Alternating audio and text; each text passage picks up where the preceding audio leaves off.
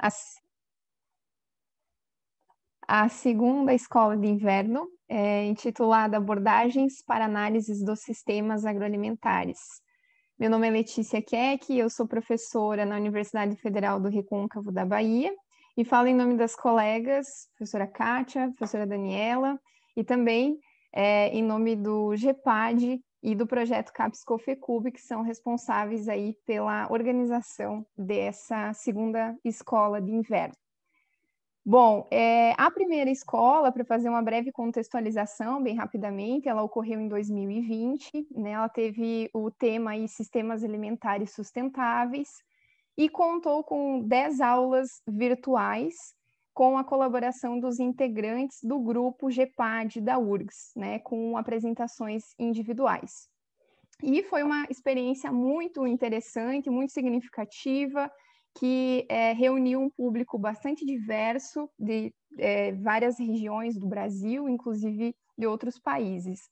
E considerando isso, e até deixando aí uma dica, né, para quem não fez a primeira escola, todas as gravações das aulas estão disponíveis no canal do YouTube do GEPAD. Então, para quem ainda não está inscrito no canal do GEPAD e quiser ter acesso a esse conteúdo, fique à vontade para acessar a página do canal do YouTube lá do GEPAD, e também as mídias, né? Nós temos site, Instagram, Facebook e também Twitter, inclusive.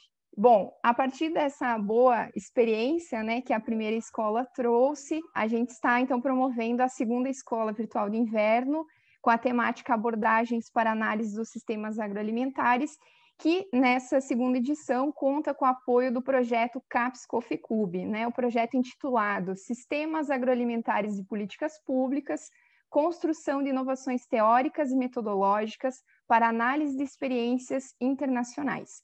Esse projeto é uma parceria de universidades brasileiras com o CIRAD e com a Universidade de Montpellier III, que iniciou no ano de 2020 e vai até o ano de 2023. Bom, sobre a dinâmica dos encontros, né? A gente enviou algumas informações por e-mail, mas só para relembrar, serão 12 encontros virtuais, que, diferente da primeira escola, contarão com 2 expositores, e sempre todas as aulas iniciarão às 18 horas, né? Conforme a programação enviada a vocês, nos meses de junho e julho. Em cada encontro, então, nós vamos ter a participação desses professores que vão abordar temas complementares, e nós vamos ter a oportunidade de estar dialogando e interagindo, debatendo com esses expositores. Os microfones dos participantes vão vão ser mantidos fechados, então a interação ela vai se dar via chat. Então, vocês são super convidados, né? E a gente pede que vocês fiquem super à vontade, para fazer os seus comentários, para fazer as suas perguntas, né? No decorrer das exposições, todas essas questões vão ser levantadas pelos colaboradores aqui da organização da escola para estar sendo colocadas aos expositores da aula. Uma questão interessante, só a título de operacionalização, que a gente solicita, é importante que o ingresso de vocês na sala do Zoom tenha um nome, né? De preferência um nome completo, para uma questão de controle e organização. Se por acaso você ingressou na sala com algum código, né? Enfim, algo nesse sentido, a gente solicita que você reingresse e nomeie, né, com o seu nome completo, para que a gente possa ter esse controle. Bom, então já de imediato, né, iniciando aí, nós vamos passar para a temática da nossa primeira aula, né? A aula de abertura hoje é intitulada Alimentação, Dietas Sustentáveis e Práticas de Consumo. Ela vai ser conduzida pelos professores Sérgio Schneider e Maicon Schubert.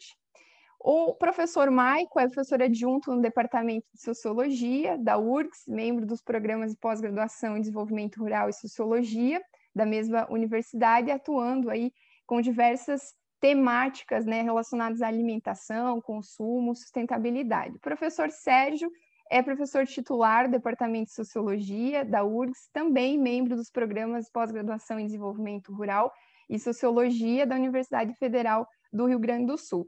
E também o professor Sérgio é o nosso coordenador, né, do GEPAD, que está promovendo essa escola. Então, ele pode complementar, né, se quiser fazer alguma menção aí ao grupo, um grupo que tem uma certa já tradição, aí muitos eventos no currículo, e também uma característica legal do GEPAD é que ele tem espalhado aí pelo Brasil todo, inclusive por outros países, os seus integrantes, os seus colaboradores, né? Bom, então, já de imediato, eu vou passando a palavra para o professor Sérgio Schneider, que vai fazer a primeira exposição, e depois para o professor Maico. Sejam todos bem-vindos, né? Desde já agradecemos o interesse e a participação de todos nessa segunda escola virtual de inverno.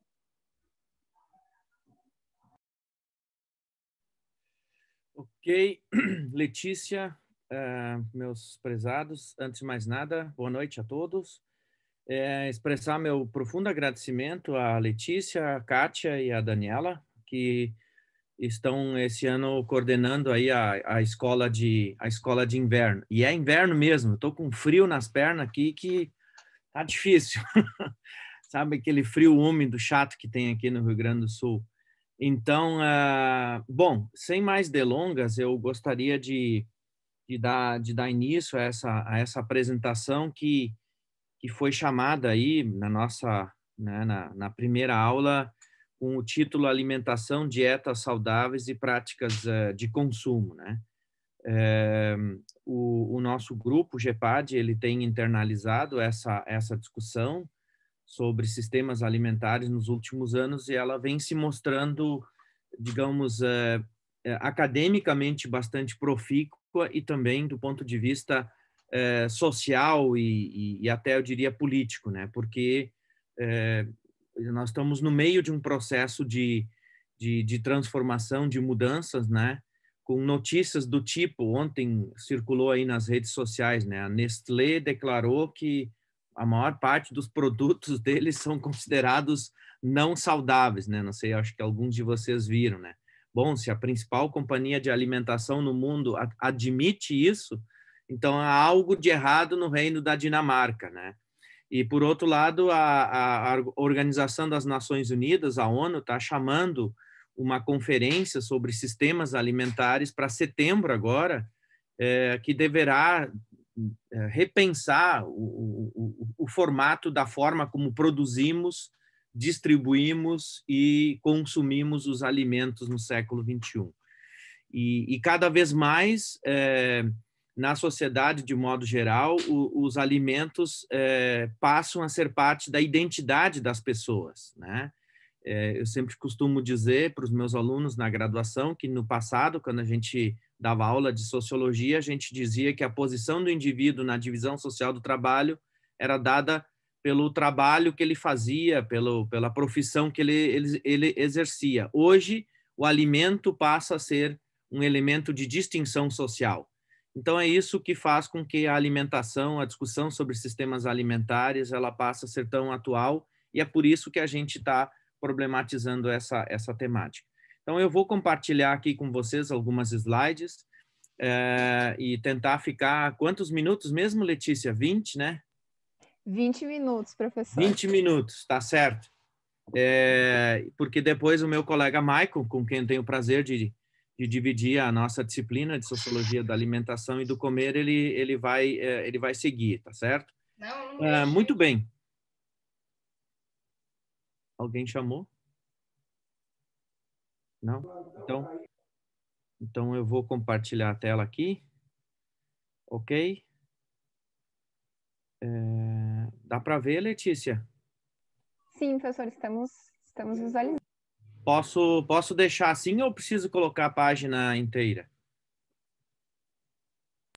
Como ficar mais conveniente para você, professor? Eu geralmente utilizo assim, porque aí eu consigo ver o conjunto aí das slides. Então, pessoal, o título que eu e o Michael falamos, né, é problematizar essas três dimensões. Eu vou deixar essa terceira parte, né, práticas de consumo, na interface aí com o meu colega Michael. Então, nesses 20 minutos, vamos ver se eu consigo externar um pouco o que eu gostaria de dizer, né?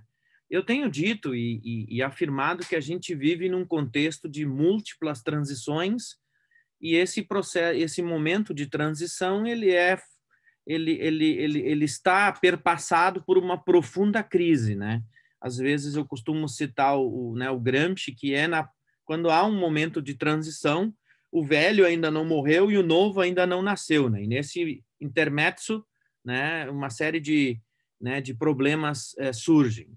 Do ponto de vista do sistema alimentar, eu entendo e trabalho numa perspectiva polanyiana de que há uma coexistência de movimentos e contramovimentos, sendo o movimento representado pelo mercado autorregulado e pela internacionalização do sistema alimentar, e os contramovimentos são representados por aquilo que a literatura chama de virada da qualidade e a transição nutricional, tá certo?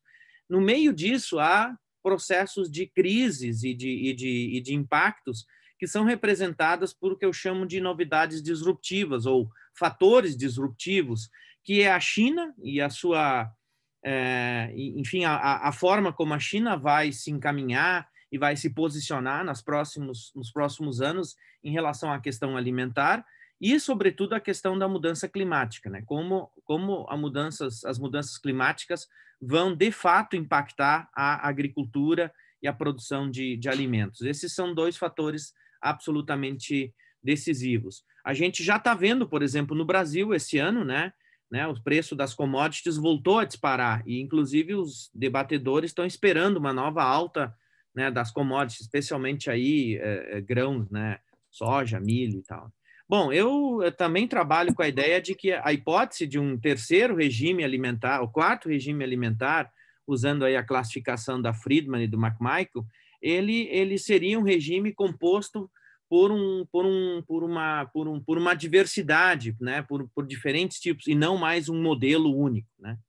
E isso acontece porque há um processo nesse processo de transição que a gente está vivendo hoje, há um deslocamento da agricultura ou da temática da agricultura para a alimentação. E é inclusive em face desse diagnóstico, desse entendimento, que nós do GEPAD mudamos até o nome do nosso grupo, né? Nós éramos o Grupo Agricultura Familiar e Desenvolvimento Rural até acho que 2014, 2015, e a partir daquele ano passamos a nos ocupar com o tema de agricultura, alimentação e desenvolvimento, né? Sem mudar o acrônimo, né? GEPAD. Essa mudança de deslocamento faz com que a agricultura deixe de ser, do ponto de vista da produção, não é uma realidade. um fator importante, e o que passa a ser mais decisivo é a própria distribuição dos alimentos, né? E os fatores, né, os vetores que influenciam essas mudanças são, então, mudanças climáticas, as transformações nos padrões de saúde e de nutrição e os processos fortíssimos de urbanização planetária que a gente está vivendo, tá certo? Eu não estou interrompendo, eu escuto que alguns microfones estão abertos, talvez fosse importante desligá-los, né? Então, nesse contexto é que surge um debate ou uma discussão assim chamada de transição alimentar, né? Essa transição alimentar tem um texto, inclusive, que saiu agora esses dias do Jean-Pierre Paulin, né? Que é bem interessante sobre o conceito de transições alimentares, que, segundo ele, tem uma dimensão nutricional e uma dimensão demográfica, né? E uma dimensão sociológica, cultural. Esse texto é bem interessante, discutindo o conceito de transição nutricional. Mas, do ponto de vista, aliás, o conceito de transição alimentar, do ponto de vista nutricional, eu voltei bastante influenciado pelo meu supervisor lá em Londres, o professor Tim Lang, e ele falava muito em transição, que a transição alimentar que faz com que coexistam duas coisas hoje em dia, que é, de um lado, fome, desnutrição e obesidade ao mesmo tempo, tá certo? Então, essa é um pouco a cara da problemática alimentar no século XXI. Nós temos fome, desnutrição, né? Eu vou mostrar os dados daqui a pouco, coexistindo com má nutrição, né? as causas, né? Esse aqui é uma slide do meu amigo professor Walter Bellick. As causas são, de um lado, uma mudança, né, no sistema de oferta, de produção e no sistema de consumo, né? O que faz com que hajam fatores, digamos, ambientais, né, os assim chamados do contexto do ambiente, a urbanização, a supermercadização, o consumo de comida, né, industrializada e, portanto, os efeitos sobre a obesidade. A forma, esse relatório do IPES Food mostra muito bem como é que o sistema alimentar convencional ou industrial de produzir comida, ele gera esses problemas de obesidade, deficiência de micronutrientes e fome ao mesmo tempo, tá certo? E todos eles, segundo esse estudo, esse relatório, né, do IPES Food, têm em comum, né, a hegemonia da agricultura industrial, tá certo? Entende que produz uma que está baseada em uma monotonia de produtos com alto uso de insumos químicos, né? Uma pobreza, né? Uma monotonia de alimentos, são poucos grãos, né? E proteína animal, e produzido em grande quantidade, o que resulta em comida de alta caloria, né? Que afeta, portanto, a obesidade, comidas que são muito pobres em micronutrientes e, ao mesmo tempo, esse modelo impacta em muitos países e muitas regiões onde vivem pessoas em situação de vulnerabilidade e de pobreza, ocasionando, portanto, fome. Então, esse sistema, né, esse lock-in da agricultura industrial, né, ele é fundamentalmente uma reprodução de um modelo de poder, né, que está na mão de poucas empresas, né, especialmente do setor agroquímico, e que hoje se conectam, então, com o setor financeiro. Então, nós temos, ao mesmo tempo, uma base tecnológica, um modelo técnico-tecnológico, um modelo distributivo e um modelo financeiro, né, de agricultura industrial que reproduz esses problemas, né? Então, de um lado, então, é o problema da má nutrição, do outro lado é o problema da pobreza. Então, hoje a gente tem aí, né, no mundo 800 milhões de pessoas que continuam famintas, 2 bilhões sofrem de deficiência de micronutrientes e 1,9 bilhão estão em sobrepeso e obesidade, né? E isso tem vários relatórios que mostram as mesmas coisas. O relatório mais recente é o SOLF, né, da FAO. Eu tirei esses dados ainda hoje, né, do relatório deles, né? Em 2019, que é o último dado disponível, 690 milhões de pessoas estão subnutridas, 2 bilhões em insegurança alimentar e 3 bilhões não conseguem ter uma dieta saudável. 144 milhões de crianças abaixo de 5 anos ainda estão em stunted, como é que se diz, baixa estatura, né? 47 milhões de toneladas de alimentos são desperdiçados, 38 milhões de pessoas em obesidade e 340 milhões sofrendo de deficiência de micronutrientes. Os dados são bastante autoevidentes, os vários relatórios da FAO, né, sobre insegurança alimentar, o Global Nutrition Report também mostra a mesma coisa. Então, há no mundo hoje uma preocupação estrutural com obesidade e sobrepeso. Esse problema perpassou a questão, né, da desnutrição e da pobreza, ainda que no caso brasileiro, né, a pobreza e a desnutrição estejam voltando. Então, há vários indicadores sobre isso, enfim, aqui é condição de desnutrição no mundo, né? Aqui é condição de obesidade em vários países, né? O Brasil está nos dois, né? E o que é interessante é dos fatores de risco de saúde, a maior parte deles estão relacionados à alimentação inadequada, né?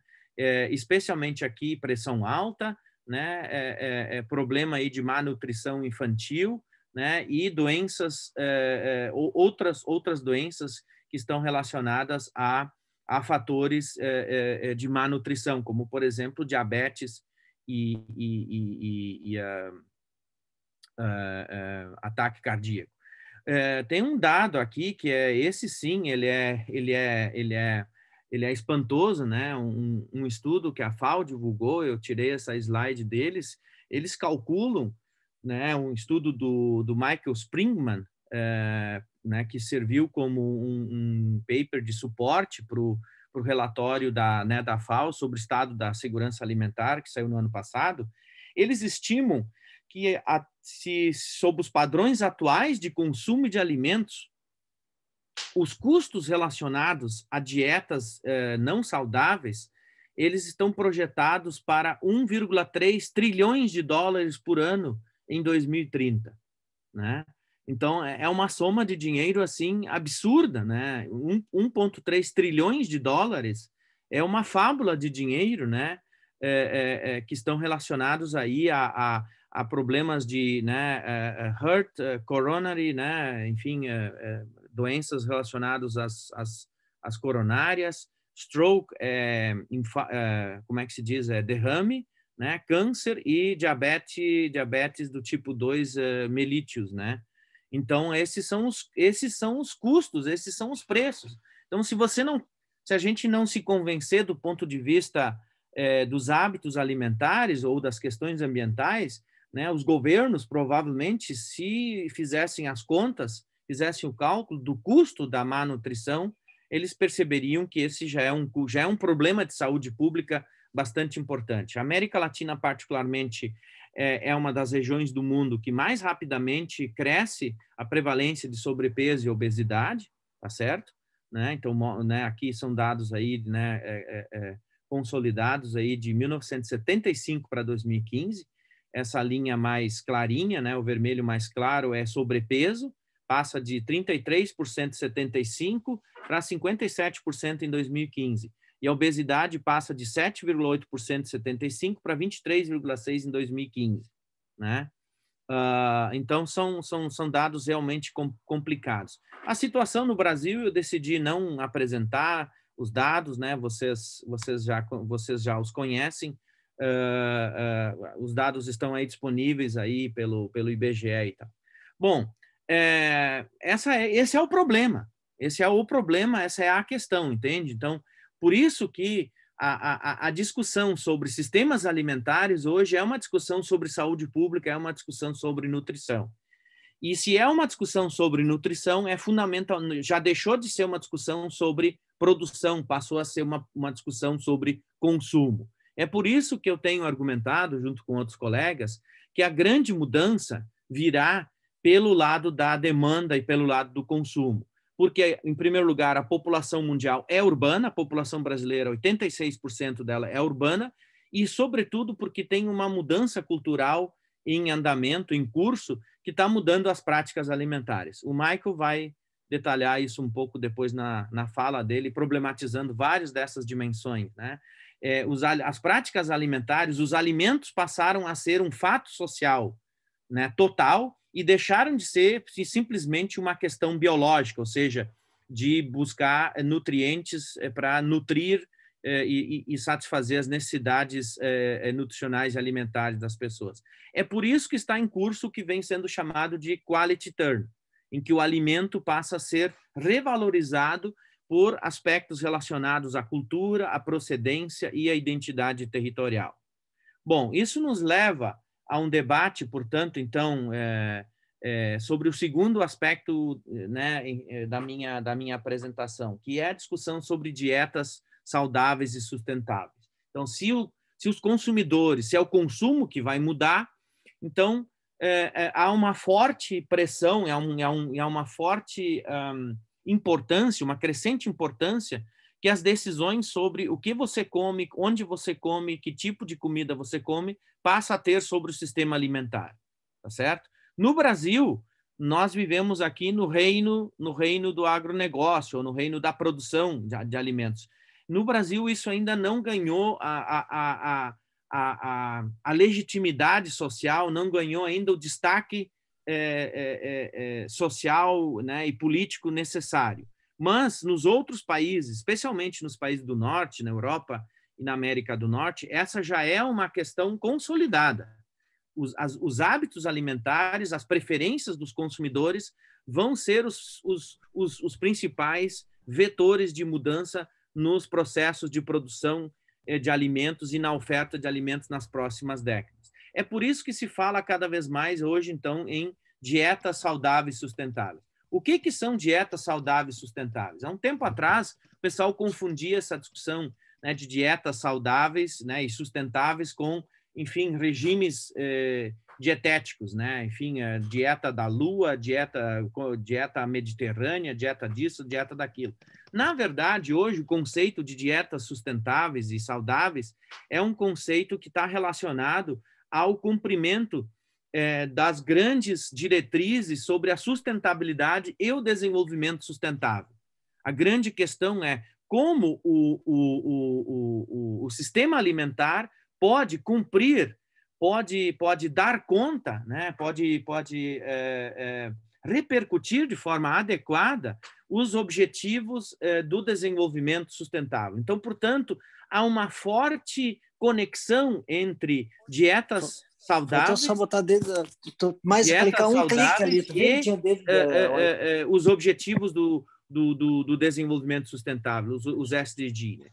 E tem aqui uma definição, se vocês quiserem, né? As dietas saudáveis compreendem os alimentos que o indivíduo consome, que atendem às necessidades de energia, fornece a diversidade de alimentos para atender suas necessidades nutricionais, são acessíveis e culturalmente apropriados e seguros para o consumo. Essas são dietas sustentáveis. A Jessica Fanzo e essa outra pessoa, de sobrenome Schwartz, eles determinaram 4 características para aquilo que deveria ser considerado uma dieta saudável, né? Quantidade, qualidade, né? Segurança e diversidade. Esse debate internacional é um pouco diferente, né? E ele se foca, de fato, na questão mais aí das dietas do que no debate brasileiro de segurança alimentar e nutricional, tá bom? Essa é uma outra discussão que colegas aqui na Escola de Inverno vão detalhar mais à frente. Uma dieta saudável seria mais ou menos composta por essas características aqui, né?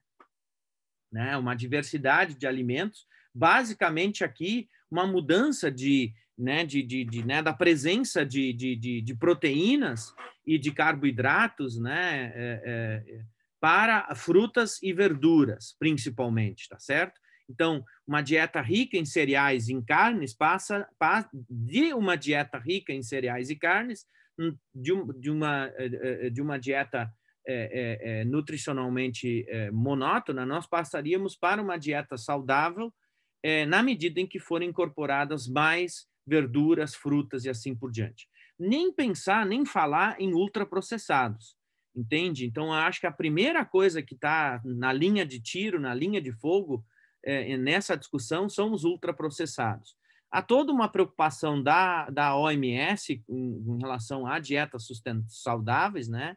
E há todo um conjunto de procedimentos e de discussões. O Brasil, particularmente, fez uma contribuição importante nesse debate sobre dietas saudáveis ao criar e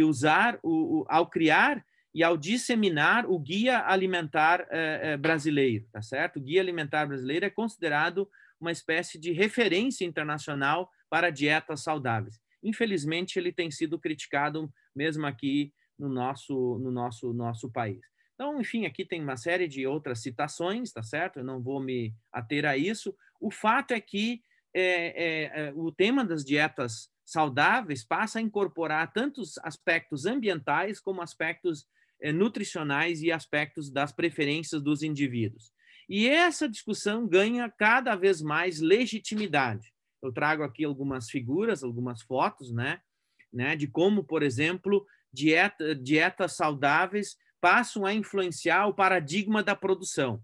O próprio relatório do Banco Mundial, olha aqui, ó, do World Bank, né, eles fizeram um relatório dizendo que, né, os sistemas alimentares têm que se tornar nutrition sensitive agriculture, né? Teríamos que reorientar a agricultura para uma agricultura cada vez mais sensível à nutrição. É nesse nível que se dá o impacto. E nesse sentido, então, está se propondo, né, sistemas alimentares sustentáveis baseados em dietas saudáveis. Qual é o grande problema, qual é o grande ponto cego ou ponto ainda não elaborado e suficientemente discutido e que eu acho que deveria ser um tema para a gente, no Brasil, discutir isso profundamente e, sobretudo, vincular os debates, por exemplo, sobre transição de uma agricultura intensiva e de uma agricultura industrial ou agronegócio, que se assim vocês quiserem, para uma agricultura de base mais ecológica, né, produção de orgânicos, de produção agroecológica. O problema dos custos, né? Os custos das dietas, em geral, são mais altos do que os custos da produção alimentar convencional. Esse é hoje o grande debate no mundo, entende? Como se faz esse processo de transição alimentar, então, portanto, substituindo alimentos da agricultura industrial para alimentos mais saudáveis. E isso tem se tornado, se vocês devem perceber no caso brasileiro, que vários ideólogos aí do modelo industrial alimentar brasileiro, eles têm dito o seguinte: olha, o Brasil precisa alimentar o mundo. Simplesmente não importa a qual custo. E produzindo o quê? Então, a questão dos impactos ambientais, ela é simplesmente resignada. A questão do tipo de alimento, da qualidade dos alimentos, ela não é tratada, tá? Então, hoje, um dos grandes debates é como tornar a agricultura sensível à nutrição e especialmente sensível aos preços e aos custos que os consumidores podem pagar. Então, tem uma série de dados, de estatísticas que mostram, né, que o custo das dietas, digamos, suficientes em energia, adequada em nutrientes e saudáveis, elas têm variações muito grandes. Pegar o caso, aqui tem vários dados na América Latina, na América Central, América do Sul e do Brasil. Veja o caso do Brasil aqui. Essa é uma slide que o Graziano tirou do relatório da FAO, do SOF, né? Então, no Brasil, uma dieta que é rica em energia, né? Rica em nutrientes calóricos, ela tem custo de $0 per capita, $0,82 per capita por pessoa dia. E a dieta saudável seria 4 vezes esse valor, seria $3,21 por pessoa per capita dia, tá certo? Professor Então, Sérgio, sim, desculpa lhe interromper, só para avisar que já chegamos no seu tempo, tá? Nos 20 minutos, tá bom. Então, só um pouquinho o meu argumento é bastante simples, eu vou terminar em 2 minutos, Letícia, se tu me permitir. Então, esse é o problema dos custos das dietas. Os custos das dietas saudáveis são mais elevados. Aqui tem um outro relatório tem um outro slide do John Sweeney, que é o diretor do International Food Policy Research Center, em que ele mostra que hoje 3 bilhões de pessoas no mundo não podem pagar por uma dieta mais saudável. Não esquecendo que a gente tem 7,5 bilhões no mundo. Bom, isso levanta o ponto das políticas para dietas saudáveis. Então, eu termino a minha fala, né, a minha apresentação, dizendo o seguinte: a gente não sai desse problema global e desse problema de saúde pública sem políticas. Não dá para a gente esperar que só iniciativas locais e tal possam fazê-lo. Nós precisamos pensar políticas alimentares de diferentes níveis, de diferentes modelos. E aí eu termino, enfim, criei essa ideia aqui. A gente precisa... Hoje as nossas políticas estão muito no local, entende? Tem toda uma discussão sobre políticas, por exemplo, a alimentação escolar. Ela é fundamentalmente local, mas a gente tem que ir para políticas regionais, políticas nacionais e políticas globais. Aí a grande questão é como fazer o alinhamento de todas essas diferentes escalas, essas diferentes dimensões. E as políticas precisam ter como princípio ser inclusivas, sustentáveis e valorativas, ou seja, produção de valor e não extração de valor, sustentabilidade e inclusão, e serem políticas multiescalares, multiníveis e sistêmicas. Por isso que o tema sistemas alimentares ganhou tanta projeção. Bom, eu vou deixar aqui as outras slides para trás. Acabei escolhendo muito o conteúdo.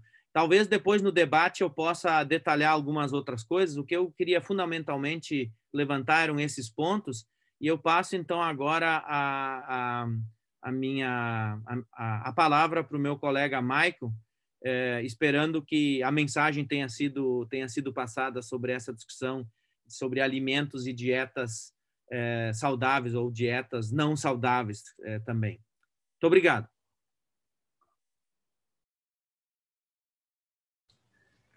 Já sigo na sequência, Letícia? Tá bem. Então, boa noite a todos e todas. É um prazer estar aqui nessa segunda escola de inverno novamente. Né? Parabéns a Kátia, a Letícia, a Daniela, por terem organizado esse espaço, e também aos colaboradores, a Camila, que está ajudando, a Natália também, a sistematização das questões, e a vocês que se inscreveram, né, e estão participando aí desse curso. Né? Eu vejo bastante gente conhecida, né, que infelizmente faz alguns anos já, em razão da pandemia, ou até mesmo da distância que a gente não se encontra, e fico feliz aqui em ver alguns rostos aqui e identificar vocês pelo nome novamente, tá? Então, rapidamente eu vou compartilhar aqui já a minha apresentação, né? Okay. Letícia, faz um ok, se tá tudo bem? Tá aparecendo? Tá ok, obrigado. Né? Tentando um pouco aproveitar esse gancho que o Sérgio deixou agora no final da fala dele, né? Que é como a gente pensa ou reflete sobre a expansão, né, ou a disseminação de determinadas práticas sustentáveis, ou dietas sustentáveis, ou práticas alimentares, ou práticas de consumo alimentar sustentável. Eu tentei pensar numa apresentação um pouco mais heterodoxa, eu diria assim, até mesmo das nossas discussões, trazendo algumas críticas aqui que a gente poderia estar refletindo sobre em relação às próprias abordagens que hoje existem, né, sobre sistemas alimentares ou agroalimentares, né, e tentando propor, e aí em diálogo também com o próprio projeto, que é abordagens para sistemas alimentares alternativos, sistemas agroalimentares, né, que é esse projeto CAPES com FECUB, né, para a gente poder refletir um pouco sobre as possibilidades de análise de transições ou de mudanças nesse cenário. O Sérgio já desenhou muito bem, com muitos dados, muitas informações, né? Acho que vem muito, muito bem a calhar, porque eu não preparei uma apresentação com tantos dados e informações, eu vou direto nessa perspectiva mais analítica, né? Então, já peço desculpa de antemão se algumas dos conceitos, enfim, algumas das coisas que eu trouxer aqui para a aula, eu não consegui desenvolver tão bem. Mas, ao fim e ao cabo, é apenas depois eu vou querer focar exatamente naquilo que eu quero resumir para vocês, na mensagem, né, na reflexão, mas fica aqui pelo menos os indicativos que poderiam estar buscando esse material, até me coloco à disposição depois, caso queiram, alguns de vocês queiram se aprofundar em um outro ponto. Maicon, desculpa te interromper, mas poderia colocar em modo apresentação? Tela cheia? Eu não gosto, Letícia, porque, na verdade, esse é problema técnico, né? Eu tenho duas telas, né? Então, se eu boto em modo apresentação, geralmente ela some da tela principal e ela vai para o notebook. Aí eu passo um trabalhão para reverter. Entendi. E aí tu tá eu no não consegui fixar. aí. Então, não sei, dá para enxergar a tela, assim, consegue ler? Vou passar um slide, assim. Dá para enxergar. Talvez alguém possa ter mais dificuldade se está no celular, né? Mas eu acho que, como as aulas vão ficar gravadas, né? Depois as pessoas podem rever o vídeo num outro dispositivo. Obrigada. Eu peço desculpa porque eu já tentei fazer isso, Letícia, deu problema já nas tecnologias aqui. Bom, enfim, tentando enumerar aqui aquilo que o Sérgio destacou com informações, já, né? Os desafios contemporâneos que a gente tem no nosso sistema alimentar, né? De maneira bastante geral, né? Claro, isso tem suas especificidades, dependendo do contexto, do país, né? Mas é um processo de urbanização intenso, né? Alguns países e regiões mais do que outros, obviamente. Uma transição demográfica também intensa em alguns países mais do que outros, né? Cito aí a questão da Índia, até alguns países do continente africano, né? A questão da obesidade, né? As pandemias, né? Algo que se tornou ainda mais preocupante do que era no passado, né? Crises econômicas e energéticas, né? Estamos aí à beira do colapso do silício, né? Então, os componentes eletrônicos estão com preços absurdos, então estamos perto de um colapso eletrônico no mundo todo, em termos de comércio e produção, né? Mais um item que se soma a isso tudo, que é bastante recente, o obscurantismo e negacionismo, né? A gente vive intensamente isso dentro do Brasil, e não é exclusividade nossa aqui também, né? Ademais, temos toda a questão do Big Data, uso das informações e regramento, e questões éticas e o uso dessas informações, né? Internet das coisas, que vai entrar e tem entrado fortemente, né? Agora no Brasil com 5G, muita coisa vai se alterar, né? E a inteligência artificial também, que está aí nessas fases iniciais de desenvolvimento ainda. Claro, em mudanças climáticas, e botei ali reticências porque tem mais outros itens que a gente poderia estar enumerando aqui enquanto desafio contemporâneo, e que todos eles dialogam em uma medida ou outra com a questão dos sistemas alimentares. Né? Bom, seria muito mais simples, de repente, listar algumas práticas de consumo alimentar sustentáveis, que recorrentemente a gente enxerga em apresentações, a gente estuda, enfim, a gente analisa elas, a gente consegue... Muitos de nós estão engajados em algumas dessas práticas, obviamente, né? Desde compras locais, alimentação orgânica agroecológica, eliminação e diminuição de ultraprocessados, valorização cultural e territorial da alimentação, compras de agricultores familiares, né? Dando aí preferência, às vezes, para os povos tradicionais, cooperativas e assentados, né? Controle e cuidado quanto ao desperdício alimentar, né? Comensalidade, partilha e cuidado. Então, seriam só alguns itens que eu poderia estar listando aqui como práticas de consumo alimentar sustentáveis, né? Poderia listar, trazer exemplos, estudos, dados, informações, imagens, para ilustrar cada uma delas. Mas a minha proposta é exatamente discutir um pouco, né, um aporte analítico que possa nos fazer entender melhor por que muito dessas práticas de consumo alimentar sustentáveis, às vezes elas são bloqueadas, às vezes elas têm os seus limites, né, e elas não ganham em escala, né, não são compartilhadas e acabam não sendo hegemônicas, digamos assim, né. Quais seriam os problemas? Eu vou tentar enxergar isso do ponto de vista mais analítico, né. Bom, um termo bastante recorrente, né, todo mundo já conhece, que é o conceito de sustentabilidade, não preciso estar listando aqui para vocês, né, e o consumo sustentável, que está linkado a esse conceito de sustentabilidade. Claro, esse conceito ele se ampliou, né, há diversas conexões já nos relatórios mais atuais, né, o Sérgio comentou alguns deles também já na apresentação. A preocupação com a saúde pública, né, tem aquela cifra gigantesca que o Sérgio cita de 1,3 trilhões de dólares do custo de tratamento relacionados à má alimentação, né, emissões de gases de efeito estufa, né, cita-se aí consumo de carne vermelha, contaminações pelo uso de agrotóxicos e outros produtos altamente poluentes, né? E a questão da fome e desnutrição, né? Voltando com bastante intensidade agora, especialmente na pandemia, né? Então, isso, no relatório, né, num dos relatórios que foi publicado no The Lancet em 2019, sob a autoria do Boyd Swinburne, né, e vários outros autores, ele trata isso como uma sindemia global, né, em que a saída seria, então, pensar todos os problemas de maneira conjunta e não soluções isoladas, né. E também, além dessas, que não está nesse relatório, mas são, digamos assim, são fenômenos que também têm se relacionados com as questões alimentares, estão sendo estudados mais recentemente, que tem a ver com os aspectos morais e éticos, né, a questão do especismo, e aí mais flagrantemente na questão dos diferentes veganismos que se apresentam aí, né, e outras variantes, questão do racismo e a questão do sexismo, né, tentando associar um pouco esses três sob o aspecto moral e ético, né. E a questão de justiça social também, acesso a mercados, alimentação de qualidade saudável, o próprio Sérgio já numerou a questão do custo de uma alimentação saudável, né, proteção aos povos e comunidades tradicionais, e dentro disso, né, um conceito mais amplo, que é trabalhado pela Nancy Fraser e pelo Axel Honneth, né, que é de reconhecimento e redistribuição.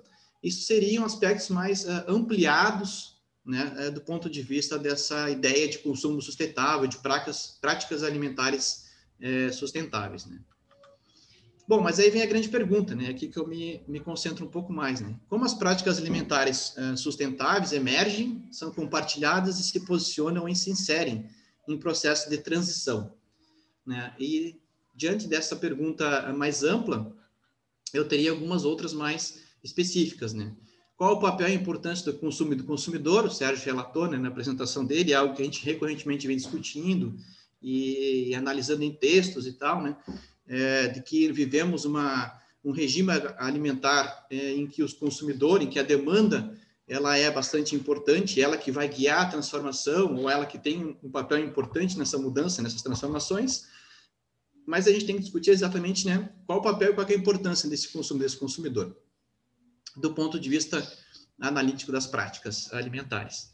Quais são as escalas de mudanças e transformações? Isso pode acontecer, né? Por que são bloqueados? O que é possível escalonar? O que não é possível escalonar, né? O que as experiências e iniciativas nos mostram e apresentam, né? Temos diversas delas, eu listei algumas, né? Por aí, em diversas apresentações, estudos, a gente pode listar e enxergar várias outras experiências também, né? Feiras agroecológicas e aí por diante. Quais são seus graus de essencialização, e normatização e generalização, e quanto aos processos de transição, né? Quanto se quer ganhar em escala em cada uma dessas experiências e iniciativas para que elas possam se espalhar pelo Brasil, pela região, pelo município, até mesmo pelo mundo, e vir então a ser uma alternativa ao atual sistema alimentar que tem todos aqueles desafios que eu enumerei inicialmente, né? E qual a importância das políticas públicas dos movimentos sociais nesse cenário, né? Claro, eu não vou dar conta de responder tudo, né? Então eu vou listar algumas críticas, algumas provocações, algumas reflexões, e depois abro para debate, enfim, é algo também que internamente no nosso grupo também acho que é de bastante interesse discutir essas questões, né? Bom, eu tenho como uma referência teórica, não vou entrar em muitos detalhes aqui, né? Nos tomaria muito tempo explicar detalhadamente, mas eu tenho como perspectiva teórica e perspectiva analítica a teoria das práticas sociais, especialmente a partir do Theodor Schatzky, né? Então, basicamente, em termos de resumo, a gente precisa entender o que é uma prática social, né? Para então a gente saber o quanto ela pode ser compartilhável, o quanto ela pode ser disseminada, né? E efetivamente a gente precisa entender as lógicas de funcionamento, quais são as estruturas elementares que fundamentam e explicam uma prática social, né? De maneira bem curta e direta, o Schatz classifica elas como um conjunto organizado de fazeres e dizeres, abertos e indeterminados, espacialmente e temporalmente, né? Os fazeres e dizeres, eles são performances em torno das ações, né? Abertos e indeterminados quer dizer que eles são persistentes, extensivos, né? E espacialmente e temporalmente quer dizer que eles ocupam tempo, né? Particularmente se demandam tempo as práticas sociais, né? E são localizados corporalmente, ou seja, elas são presentes em termos de habilidade corporal, né, do próprio indivíduo, né? Em termos das estruturas elementares das práticas sociais, estou passando bem rapidamente, que eu não vou entrar em muitos detalhes, só quero que vocês entendam um pouco a teoria que guia, e depois eu quero trazer isso do ponto de vista da lógica de análise para as mudanças e transições. Ela tem regras, que são formulações instrutivas e diretivas, né, do ponto de vista do que fazer, como fazer, de que modo fazer. Tem entendimentos práticos gerais, né, a habitualidade, aquilo que a gente faz rotineiramente, dar bom dia, por exemplo, né? E tem as convicções, né? E aí pode ter como exemplo qualidade e origem de produtos, né? Ter a certeza de que um produto ele é muito bom em razão da sua origem, né? Uma convicção que a gente tem sobre algo mais genérico, né? E teleafetividade, que são os fins e as motivações, as projeções e as emoções que a gente carrega em cima de cada uma das práticas nas quais a gente se engaja. Isso é importante, né? As práticas, elas não são individuais, a gente se engaja em práticas, elas são, como diz ali logo abaixo, né, propriedades emergentes. Apresentam e sofrem agência dos indivíduos, mas não se resumem a elas, né? Então, a gente não pode atribuir uma prática social a um indivíduo ou a um conjunto limitado de indivíduos. Elas são, né, emergentes, propriedades emergentes. Elas não são, elas sofrem a ação do indivíduo, mas não podem ser resumidas ou reduzidas a elas. São compartilháveis, né? Reproduzíveis, emuláveis, escalonáveis, etc. Isso é bastante importante quando a gente for discutir depois transições, né? E não estão isoladas, né? Tanto de outras práticas quanto do mundo material, que a gente chama de arranjos, né? E a gente engloba aí a questão dos próprios indivíduos, organismos, artefatos, etc., né? E elas estão imersas em contextos e transcorrem através de eventos e processos sociais, que compõem conforme a realidade, né? Isso é bastante genérico. São alguns aspectos do ponto de vista analítico de uma prática social. Então, isso é importante para a gente entender por que analisar uma prática alimentar, né, seja uma prática alimentar de consumo sustentável, ela tem que ser analisada do ponto de vista analítico, para então a gente poder entender como é possível ela ganhar escala ou não é possível ganhar escala, né? O que reduz as suas possibilidades do ponto de vista de transformação e de mudança, né? Em relação a isso, eu trago 3 críticas aqui que são bem importantes, que eu julgo, né? Não vou entrar em detalhes em muitas abordagens do ponto de vista da crítica. Eu só quero fazer essas 3 críticas de maneira mais geral, né? A primeira delas corresponde aos consumidores passivos a processos homogêneos. A segunda, a essencialização e generalização das experiências e iniciativas. E a terceira, as escalas de experiência. Como se ganha escala nas experiências e nas iniciativas? Através do que, como e porquê, e se realmente ganha escalas. E as reflexões que eu vou trazer depois, rapidamente, é a complexidade das dinâmicas sociais dos contextos, politização do consumo alimentar, compartilhamento de determinadas práticas, do ponto de vista das escalas, e os processos de ancoragem e intersecção. Vocês já vão entender depois o que significa. Tá? Então, rapidamente, em relação às críticas, né? Aqui tem um quadro, né, bem famoso, né, que é elaborado, é uma síntese de diversos autores, a gente reproduz bastante, discute muito isso em nossas aulas, né? Que tem do Burch, Lawrence, da Friedman, do McMichael, né? E que diz aqui que no terceiro regime alimentar, quem comanda o espetáculo, aí, ou quem é o principal protagonista, são os consumidores, né? Porém, todavia, entretanto, né, esses autores, enfim, essa abordagem, ela delega aos consumidores, ou essa demanda, como eles dizem, né, a um papel passivo, né? Basicamente, eles são todo o processo de supermercatização, que eles chamam, né, dos sistemas agroalimentares, eles estão ali para satisfazer uma demanda de consumidores, na verdade, para transformar essa demanda, para moldar essa demanda, né, e gerar fidelidade dos consumidores às suas marcas, né, aos seus produtos e aos seus passos de comercialização, né? Então, eles têm uma percepção, ao mesmo tempo que eles atribuem ao consumidor a demanda um papel de transformação, esse consumidor e essa demanda, elas são passivos. Elas estão ali simplesmente para reproduzir algo que o sistema já está impondo a eles. Então, eles são moldados, eles são captados, eles são corrompidos pelo sistema e, basicamente, eles estão dentro desse moinho, não conseguem sair. Então, se de fato eles têm um papel, né, a desempenhar, qual seria? Então, essa é a pergunta que está em aberto nessa abordagem, a gente não consegue entender. A gente sabe que a transformação vem pela demanda, ou pelo menos imagina, e assim eles o citam, mas, ao fim e ao cabo, a gente não consegue entender qual que é o papel, então, da demanda dos consumidores nessa abordagem, que é bastante homogênea, né, e bastante trata o consumidor ou a demanda como algo passivo, né, algo que está ali simplesmente para ser corrompido e captado e cooptado pelo sistema, né? Então, são processos de mercados como algo homogêneo, geralmente eles tratam, né, estratégia de competitividade bastante semelhante, né, como se todos os mercados eles se comportassem do mesmo modo, né? A questão da passividade eu já falei, e não há espaço para análise de outros processos, como a estetização, a eticização, né? Falo mais de comoditização, de globalização, e basicamente globalização como algo invariavelmente ruim ou prejudicial. Até coloco uma referência do Brunori aqui, que é uma análise que eles fizeram, contestando um pouco a questão do global e do local, e quanto um ou outro é mais sustentável, né? E aí ele chega à conclusão que não dá para ser tão determinista assim, de que o global é menos sustentável ou o local é mais sustentável, né? Então, se perde em termos de análise aí processo de diferenciação, emulação social, politização do consumo, etc. Então, essa é uma crítica, né? Se nós estamos num terceiro regime alimentar e o consumidor tem um papel importante, aparentemente, nessa abordagem não tem espaço para uma ativa participação dos consumidores ou essa demanda propor alguma coisa de mudança, né? A segunda crítica tem a ver com a essencialização e a generalização. A gente tem um costume, isso aí também recorrentemente nos nossos círculos, de achar que algumas práticas elas são boas e positivas e que servem para todo mundo, né, e para todos, né?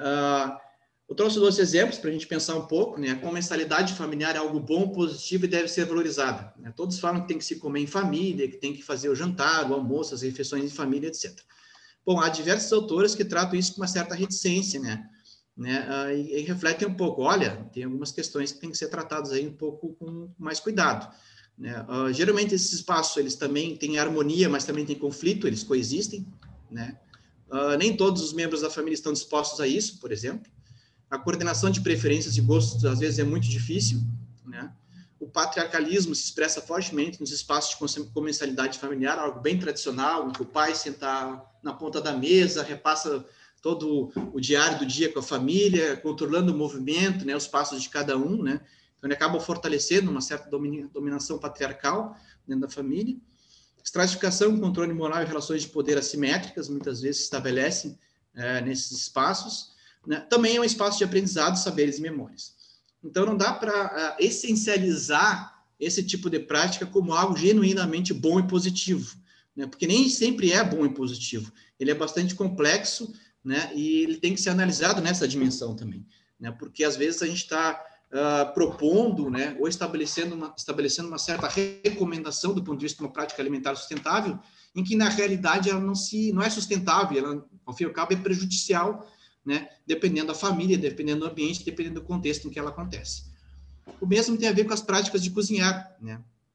Com a pergunta, we need to get back in the kitchen, por exemplo, né? Se deveríamos voltar para a cozinha, ou precisaríamos voltar para a cozinha, né? A recomendação sempre é de que, bom, que as pessoas cozinhem mais, e que isso é positivo, e que tem que ser valorizado, e que as pessoas efetivamente têm que voltar para a cozinha. Bom, isso é sabido por todos nós, que a cozinha é um espaço extremamente sexista, né?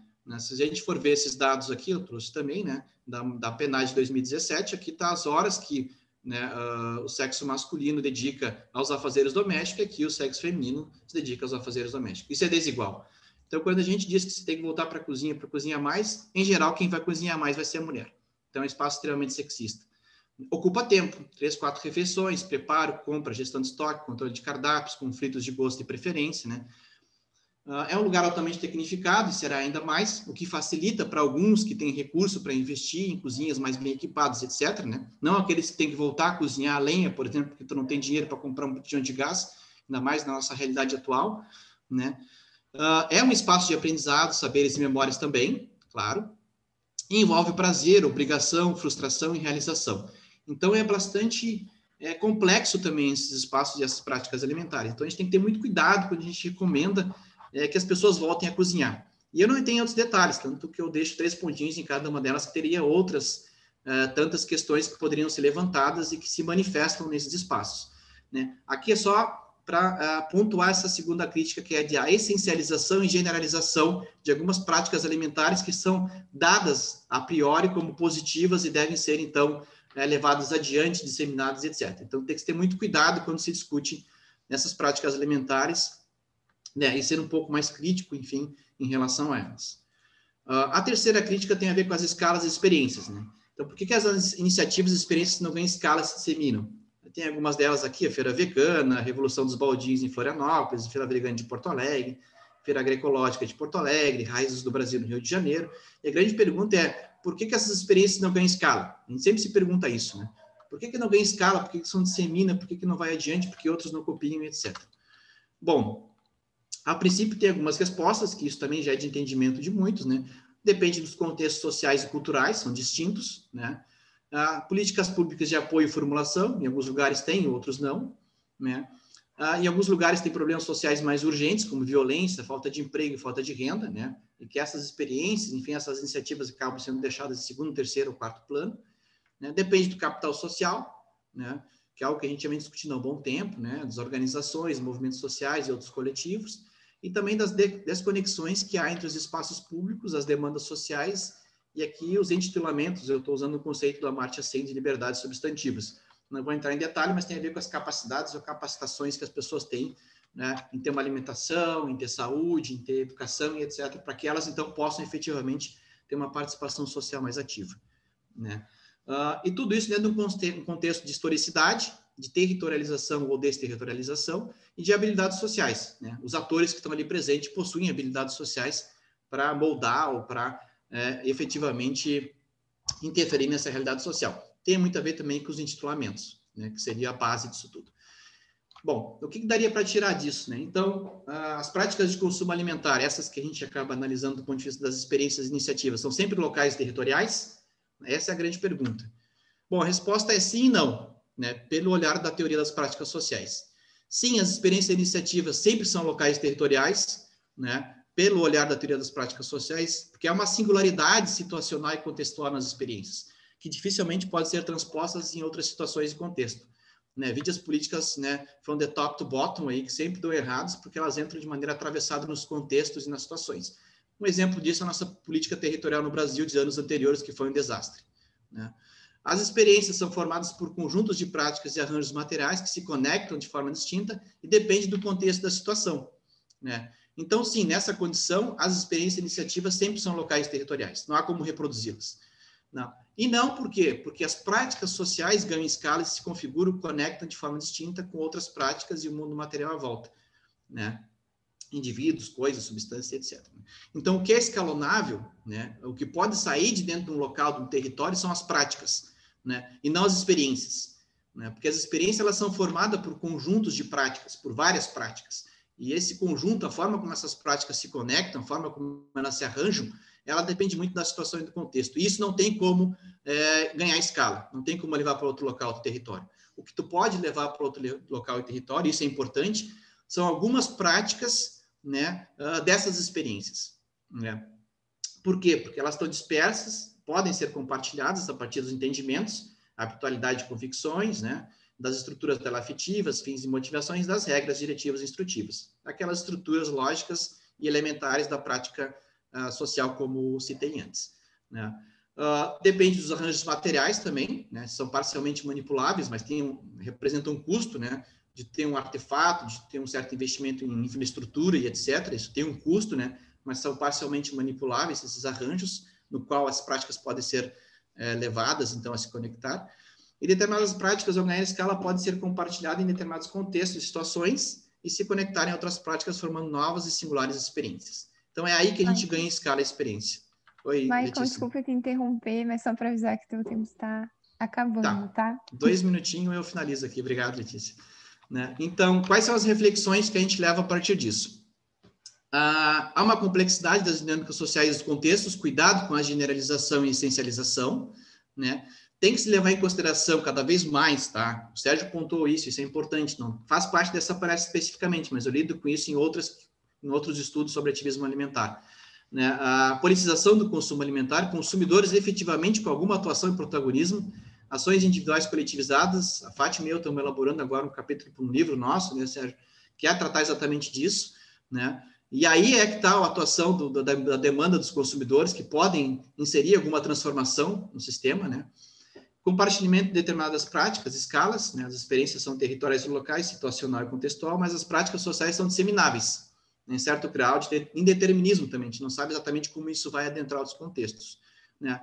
E aqui está um ponto importante, que é os processos de ancoragem e intersecção, né? Que as práticas gravitam em torno de outras, elas codependem de práticas, ou se interseccionam, provocando mudanças mais profundas nas estruturas alimentares da própria prática, e acelera um processo de transição, né? Então, entender essas lógicas de funcionamento das práticas sociais, dessa perspectiva analítica, nos faz entender um pouco melhor de como elas se comportam em determinados contextos e situações.